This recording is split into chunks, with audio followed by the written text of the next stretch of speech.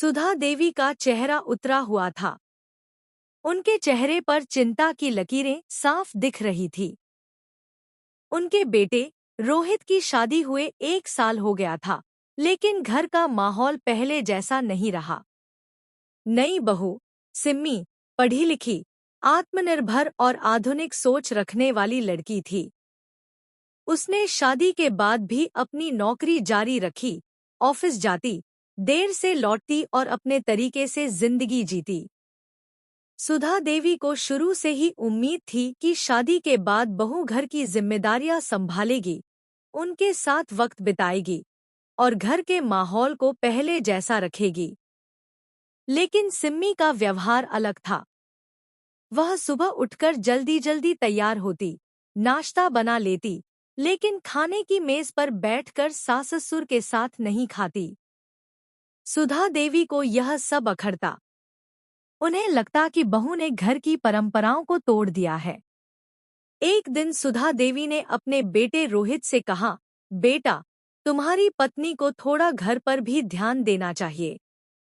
जब से वह आई है, तब से मैं खुद को बहुत अकेला महसूस कर रही हूँ। रोहित अपनी माँ की भावनाएं समझ सकता था, लेकिन वह अपनी पत्नी की भी सोच जानता था। उसने धीरे से कहा, माँ, सिम्मी आज की लड़की है, उसकी भी अपनी पहचान है। वह नौकरी छोड़कर सिर्फ घर में नहीं बैठ सकती।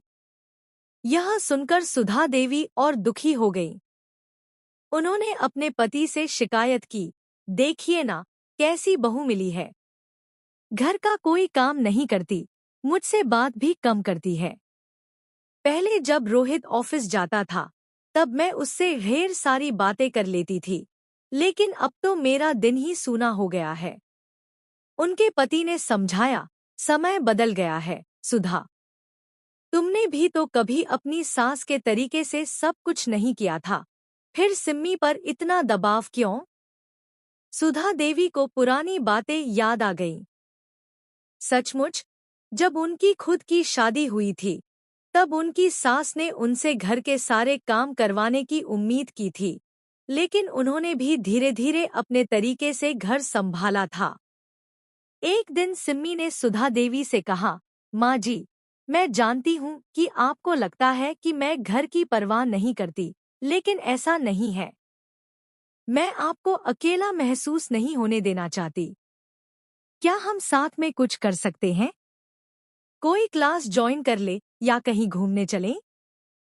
सुधा देवी को पहली बार महसूस हुआ कि उनकी बहू भी उनका ध्यान रख रही है, बस उसका तरीका अलग है।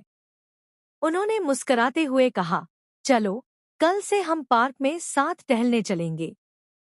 धीरे धीरे दोनों के बीच बातचीत बढ़ने लगी।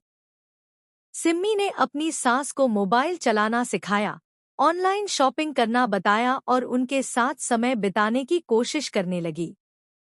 एक दिन पड़ोस की एक महिला ने सुधा देवी से पूछा, कैसी बहू मिली है? घर का काम तो करती नहीं होगी, सारा दिन बाहर रहती है।